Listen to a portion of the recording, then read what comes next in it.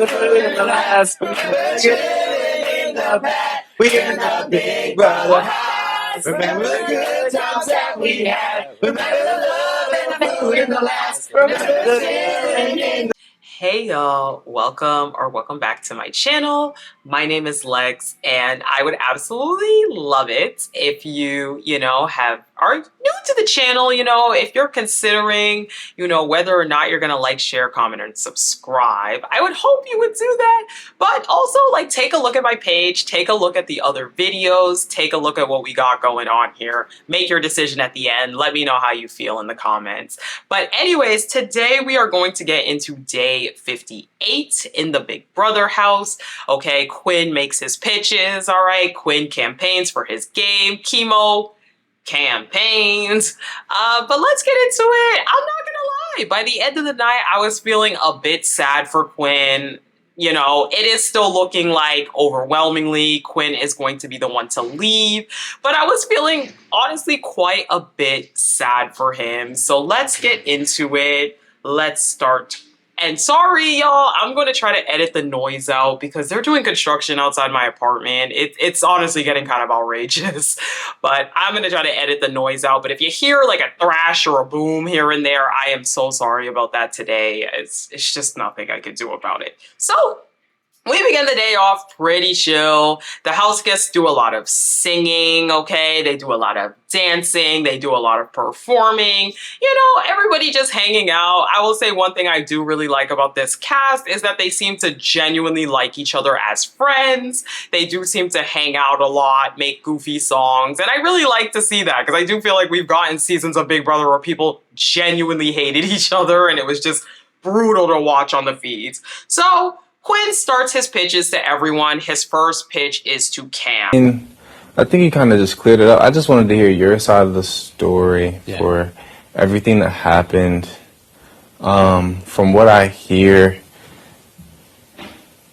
what's going on, Sarah? Cam says, look, Angela making up the story and then, Leah throwing him under the bus, that really turned him against Leah and Quinn, really, and just gave him that suspicion in the first place. Cam says, overall, look, I have no problem with you, and I appreciate you not putting me on the block last week, but this whole situation just kind of made my head spinning. We already know Cam doesn't play this game. So Cam, really, they said almost nothing in this conversation because Cam doesn't play this game. Now, Quinn says, look, all I had was the 5. People on the other side still want me out. And that's what he really tries to highlight in his pitches yesterday. Like, look, the other side is not with me. They are not with me. Look at how they've treated me. They are not with me, which I think is a good approach. The problem is, I think the problem with Quinn's approach in trying to throw the other side under the bus and say he's not with them is the fact that he's still with Leah. And people mentioned it yesterday quite a bit that, Leah literally treats Quinn like garbage. She talks about him all the time. Chelsea even makes a joke, if Quinn threw you on the block, if you threw Quinn on the block, he would still be in love with you. I think people realize that Quinn doesn't hold people accountable, so it does give less validity when he tries to be like, I'm not with the other side. I'm not with the other side. Look what they did to me. Look how they treated me. Because it's well, Leah treats you terribly and you still like her. So it doesn't work. Now, he says Leah denies throwing him under the bus at this point. Quinn says, hey, look, I'm offering everyone in the 5 this deal that if I stay, you all have safety, obviously. I'm definitely going to be going for the other side. I'm going to be going for Angela, whoever. And on top of that, if I don't win safety, I will go on the block as a pawn every single week. So that way you guys don't have to fill one of those seats. Now, he says, me, you, MJ, and Chelsea, we do need to win in the double because people are going to target us and try to put us up. All right. Now, Angela and Kimo, they have a pretty long conversation. And then seeing him around the house. And then that night, all you put together a puzzle in your head, whether it's true or false. Sure. I put this puzzle together. This is when we were hanging out, or we were outside at some point. And then outside. So once again, Angela is rehashing the story of what happened, saying, hey, look, it looked like you guys were all building an alliance, blah, blah, blah. Now, she says she brought it to Leah, and Chelsea brought her something different than what she had told her. So, the stories were not matching up between what Chelsea was saying and what Angela was saying. Now, she says there's no reason in the world I would throw Leah under the bus. Why would I do that? It doesn't even benefit my game. Quinn has always wanted me out. Why would I throw Leah under the bus? Angela says, my main concern about you, Kimo, is I don't fully know where you're at. I would never evict you, and I don't want to, but how can I know that, you got me? She says, look, the three of you guys are extremely tight, and I know this. So how can I know that, you got me? Because I'm probably not your second. I'm not your third. I'm probably at best your third or your fourth. So what can you give me that's going to make me feel safe with everything? Now, Angela rephrases this question multiple times in the conversation. And this is where I say, Kimo is not good at campaigning for his game.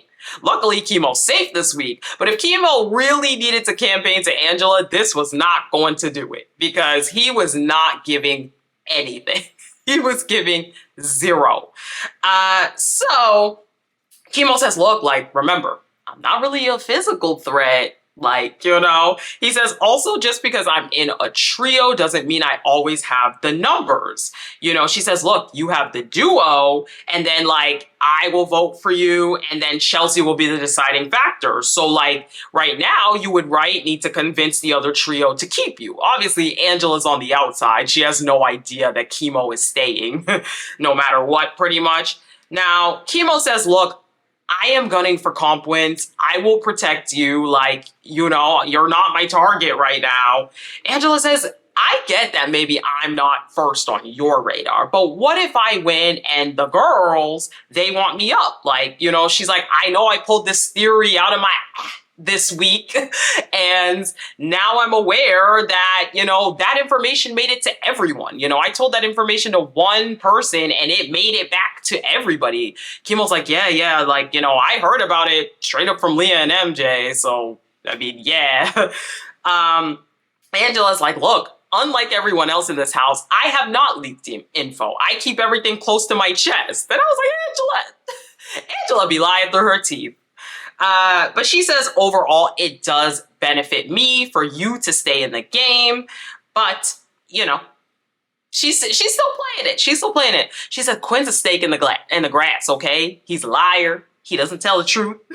Now, Angela is also talking to Kimo, and she's like, well, what are you going to tell everybody else? And Angela starts giving this man campaign advice. She tells him, look, tell people that the girls gave you a sense of home. They made you feel comfortable here. But at the end of the day, you're a self-thinker. You're not here to give them $750K. You're here to play for yourself. And I was like, not Angela giving Kimo actually good campaigning advice. Again, obviously Angela is completely on the outside and doesn't realize Kimo doesn't really need to campaign. I mean, you should always campaign no matter what, but you know what I'm saying. But yeah, that was their conversation. It went pretty okay, I think. And Leah have a conversation, and Quinn is once again flirting with Leah. As long as you keep your promises. Such a... It's just so awkward always watching them, but he says, look, no matter what, there's not an inch of you that I don't find endearing. It's been an absolute pleasure to be here in this game with you. I love getting to know you. Leah says, you bring me a sense of comfort. And it was very strange to me because I do feel like in the beginning of the day, Quinn, basically knew he was going home. But I'm going to be honest, by the end of the night, I don't know if it was like a cognitive dissonance thing. I don't know if it was like a, let me delude myself into believing I'm staying. But I do think by the end of the night, he started to convince himself that he was going to stay, which I feel like is even sadder. Because it's just like, if you're sad like this, then you know. But it's like, you're sad, then you get your hopes up. I feel like it crushes you even harder when you get out.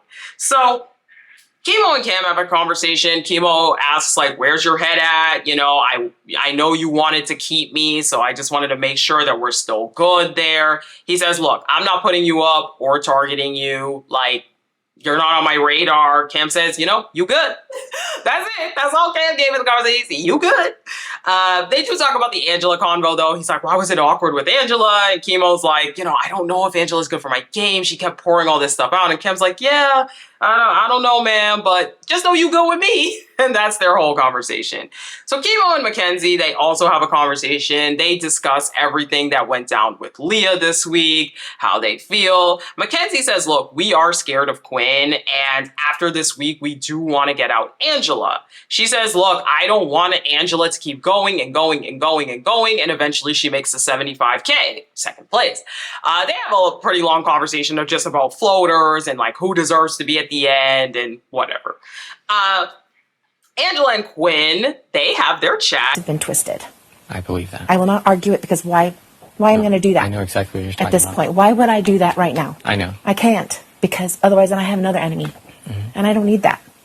So I just have to swallow it. And I've been doing that with a few other things in this house, but I have to do that because, look. And Angela says, look, I never wanted to put Leah in jeopardy this week.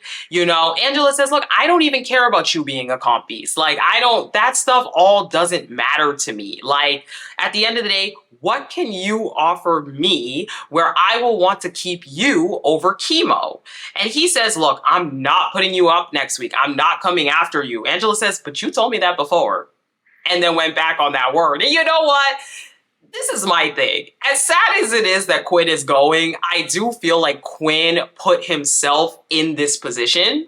Okay, Quinn has definitely been untrustworthy. He's blown up all his alliances. He's made alliances with multiple people. And so, like, again, it is a sad situation because I do think this week he's being genuine. I don't think this week he was really coming after the people that put him up. But unfortunately, that's the problem in Big Brother. Like, in Big Brother, you lose people's trust, and it's very hard to gain it back. Very, very hard. So he says, no. Last time I told you that was on the wall comp, actually. I didn't tell you that before. I remember exactly the conversation we had on the wall. And look, they go on for back and forth, back and forth, back and forth. And of course, Quinn is making all these promises that he's not going to put people up. They're not his targets, blah, blah, blah. By the end of the conversation, Angela says, look, I just want you to go tell Leah all this, that like, I'm not a target. You're not going to put me up.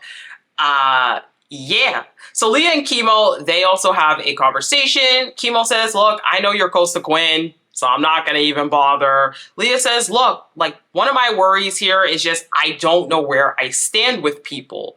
It feels like other people in the house have prioritized, like other people in the house are prioritized over her. She feels like Kimo prioritizes other people. The conversation is a nothing burger. Like, obviously, Kimo knows where her vote's gonna lie, so it was just kind of a nothing burger. Leah blabber fest about the same thing that she's told every single person in this house this week. Chelsea and Quinn have their conversation. With your language, and that's something I appreciate about you. Thank you. And so I just wanted to retouch base. Are there any concerns that you have with me and my loyalty to the Five or anything like that? No, there are no concerns. I think, So, Quinn goes in and says, look, I understand being put up because you never promised me specifically that you were not going to put me on the block, okay? You were very careful with your language, so can't even be mad at it. Now,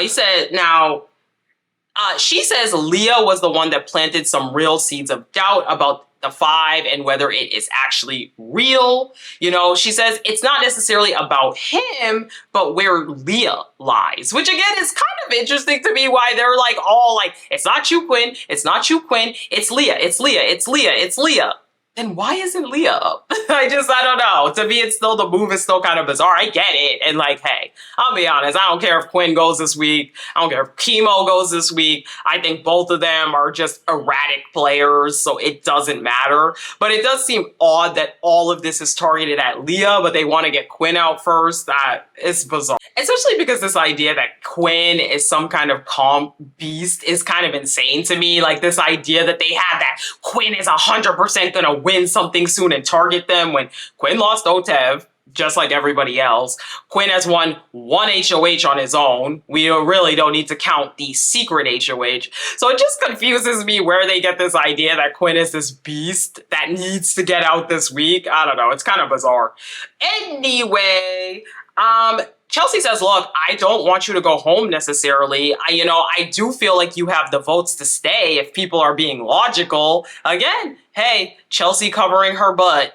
She's done a great job. She doesn't vote, most likely. So it's. Now, Chelsea says, look, I have PTSD about being burned by you earlier with the whole situation with the Pentagon and the collective. So you have to kind of understand where I'm coming from. It doesn't feel like you really had my back. But Quinn says, look, it feels like the trio, T-Core, Kimo, and Rubina, they are targeting him. And he says, I will target Rubina next week if I get power. He entices her a little more. He says, look, I will tell you this, if I get power next week, you will not go up. You're not going to be the renom, and I will let you control the renom. Okay? That means you get a move done. I'll take the heat for it, and you're not in trouble. In my book, you're fine. Chelsea says, look, I know I'm at the bottom of the totem pole with that 3, and I would want to break them up, but everybody says that. Both trios have been saying that. The T-Core, Kimo, Rubina, they know that Chelsea's well insulated. Chelsea knows they're well insulated, but no one wants to take the shot. And they want to keep in people like Angela so they don't have to come at each other, which is crazy.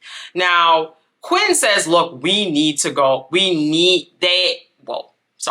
Quinn says that trio needs you to go far, and they're aware of that. Like, the only way that they're actually going to keep moving forward is for them to go far. And Chelsea does understand that, but she says, look, if I'm on the block against one of them, that's automatically 2 votes against me, no matter what. Now, he says he's working on conversations with Angela and said Rubina said 20 minutes ago that, after he got put up, sorry, it didn't work out. So, he's just, again, kind of further explaining what's going on, why he's so upset, talking about, hey, like, I might have the votes with Angela. So, like, maybe. But overall, she says, look, the trio wanted to go after Leah this week, not you. Like, she just tried to clarify and defend the trio a little bit and say, like, actually, their target was not you. It was going to be Leah. So, great conversation, sure. But, like, again, Chelsea doesn't vote. I feel like you should have probably pitched that all to MJ, maybe. I don't know. So Angela and Leah, they have a conversation. And again, Angela recaps her conversation with Quinn, but she says she did not give him a definite answer yet of anything that he's going to do. Down to it, because that's kind of what it comes down to. And I kind of spelled that out for him as well. Like, I have the dilemma of, I can go this way or I can go this way. I don't know how many people will be voting for Quinn to stay, to be honest with you, and so that's why I wanted to ask you. She says, look, he needs to give me something that makes sense to keep him. Like, I can't just keep him. He has to offer me something very enticing. They talk again about this alliance thing, and once again they rehash, I would never do that. I would never say that. Leah says, oh my God, it feels like I have nobody. Everyone's against me. Same conversation. Now, they do talk more about Chelsea, and Angela says, look, at this point, I look at who makes eye contact with me to know who's telling the truth, and she never looks me in the eye when she's talking. Leah says it's annoying that the people that she's with are constantly targeted. Now, Quinn and MJ, they talk, and he tells MJ, look, when it gets down to the 5, I'm comfortable with being a pawn every single week. Mackenzie says, Kimo will probably keep going after me. Like, you know what I mean? MJ does feel worried about whether Quinn is truly dedicated to the five, and also like kind of alludes to the fact that like he's had these other alliances. She was never a part of anything. And she says, look, like, I'm gonna be honest, like, because I know how it went with some of like your other alliances, I'm worried if you get upset that you're gonna try and backdoor us next week. Like, you know, you're going to try and backdoor me, backdoor Chelsea, backdoor the five. So Quinn says, like, I know that that's how it was, but overall, like, I wouldn't do that. Like, I know, again, he falls back on talking about the other trio and how they're coming after him. Now, Mackenzie does say she has no intention of coming after Quinn and says that keeping him would be beneficial. You know, so he says it would be beneficial to keep me. Remember, Chelsea's an athlete and nobody seems to want to see that. And remember, he tried to pitch that earlier this week or late last week that like Chelsea's a college athlete and nobody remembers that. You know, everybody says that like you're a comp threat. I'm a comp threat. But why is no one looking at Chelsea? You know, he's implying that it helps to have another bigger target, such as himself, to combat, you know, that whole thing for Mackenzie of being a target.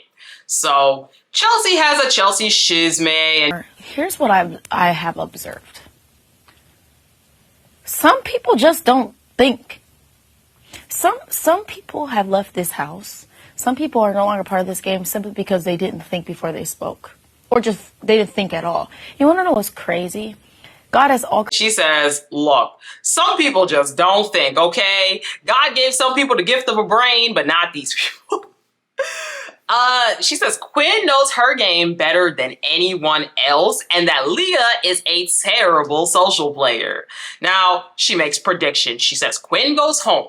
HOH is going to be the slip and slide. Cam will get his first win. She says, look, I'm not saying this because this is what I want or this is what I'm hoping for. I just genuinely think it's a prediction. She says, if it's the rope competition, Rubina will win. Overall, she says, it is becoming very clear that there is a true divide in the house. Like, yeah, girl. And she predicts that there will be a double eviction tomorrow, or that everybody has really been predicting that there's a double eviction, which... seemingly not true, because typically Julie usually announces it. She also takes a little jab at Kimo. She says, next time Kimo's eating, watch him. That man chews like it's the last bite he's ever gonna have in his life. And I was like, oh my God.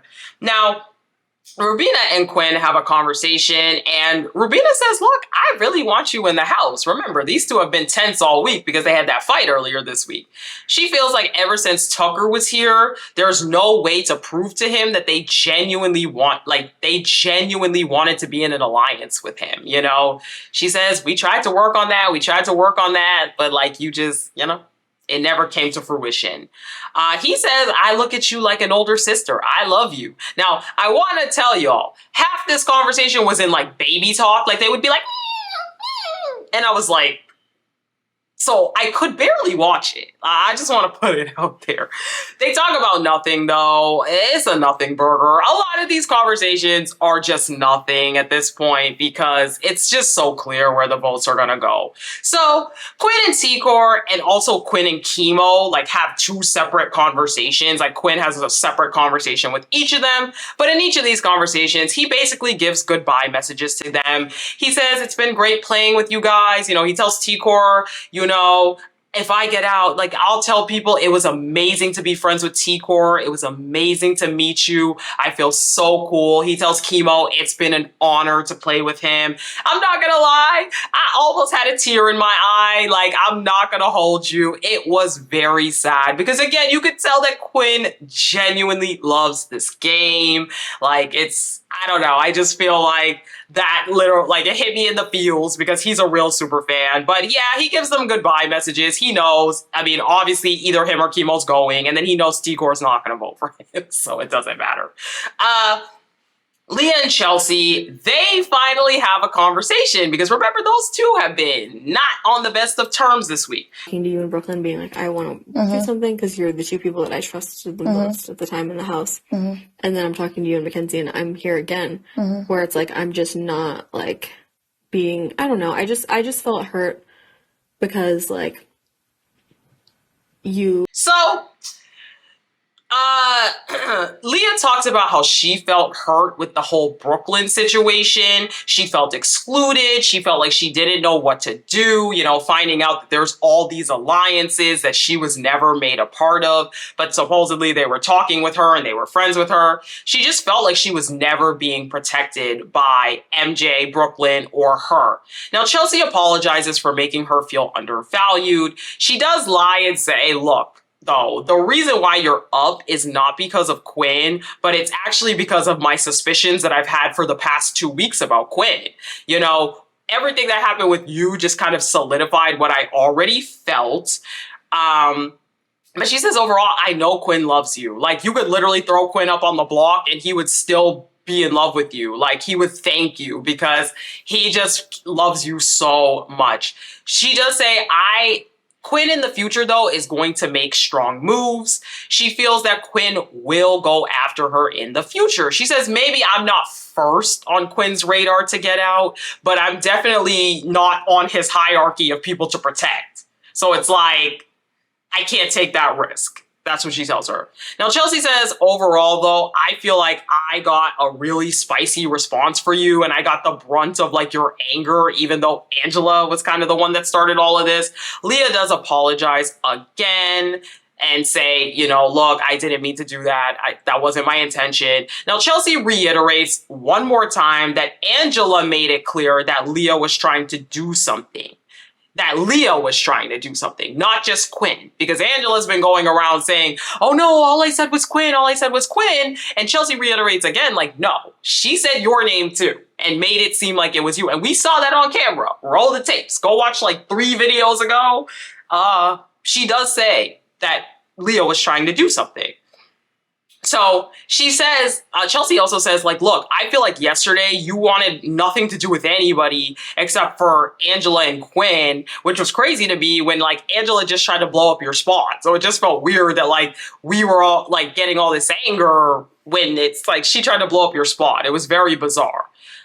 She reminds her, like, hey, look, when I was HOH, you were never up, okay? When I've been in power, you've never been up. And it made me start to think, are you starting something with Quinn and Angela? And she just threw that out there to get it back in Leah's face. Now, she said she tried to have her back with Angela by telling her, look, go to Leah. Instead of spreading this around the house, go to Leah and ask her directly. She says, you know, I tried to make sure that Angela wasn't just running rampant. So it really hurts when I tried to have your back and like have her do the right thing that it felt like you just were like, meh, towards me.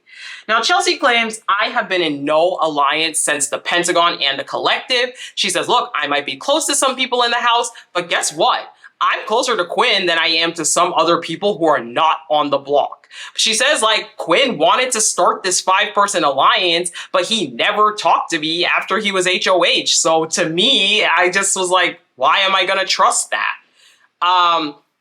She says overall, she knows it would help her game to keep Quinn here. She's aware of that, but at this point, she just doesn't know if Quinn has her back. But they go on and on. You know, Leah talks a lot. And overall, at the end, they do end up hugging it out. It does seem like they kind of squash things. Game-wise, I still don't think they're going to work together, but it does seem like they squash things and they are in a better place.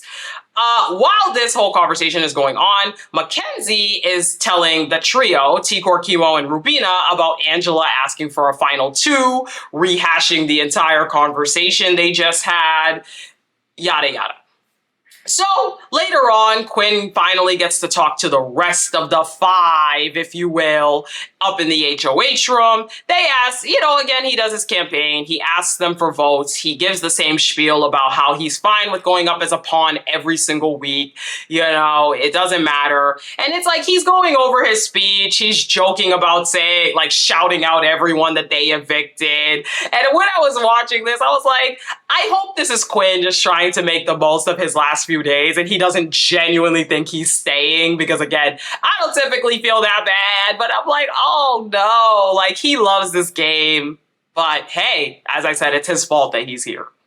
Now, Quinn and Leah, they have a conversation, and Quinn says, look, I think I'm good, you know? All I gotta do is tell the group during my speech that I'm not gonna put Angela up. I think I'm good. I think I'm good. Leah says, I think so too, honestly. Like, unless everybody's lying to me, like, I think you should be fine. Like, you know, Leah feels bad because Kimo's birthday's in 6 days, and Quinn's like, mine is too. And it's just funny because they're talking as if Kimo's gonna be evicted. And again, I have a really hard time telling if Quinn, like, genuinely thinks he's staying or if he's just trying to, like, I don't know, make the best of it, or if he's really about to be blindsided. I really don't know, but it was hard to watch. So that's where we kind of leave the night off, as we still see it is pretty much set in stone that it is going to be Quinn, unless some insanely major developments happen this morning, which crazier things have happened on the Big Brother live feeds.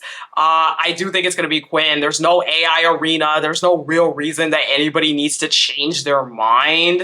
A couple of things of note. Chelsea brings up to Mackenzie and Cam of T-Core being more of a threat than Kimo and Rabina, and, you know, says, hey, no one's going to beat her in the end. And it's like, yeah. Did you really think that Kimo and Rabina were a bigger threat? I'm kind of confused. Cam says, look, I want the boot order to be Quinn, then Kimo, then Leah. Cam is on Leah's tail, okay? He does not like her.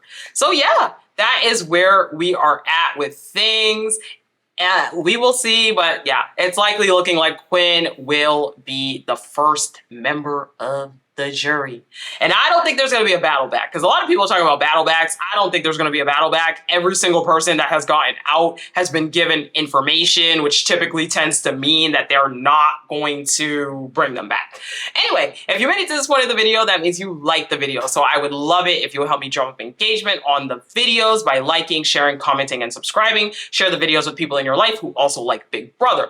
Also, please make sure you are subscribed. Make sure you have the bell button on. Make sure you are still subscribed, because YouTube is on that funny stuff. And thank you so much for watching. I appreciate all of you guys, and I will talk to you guys tomorrow when we will have a new HOH and probably new developments in the house.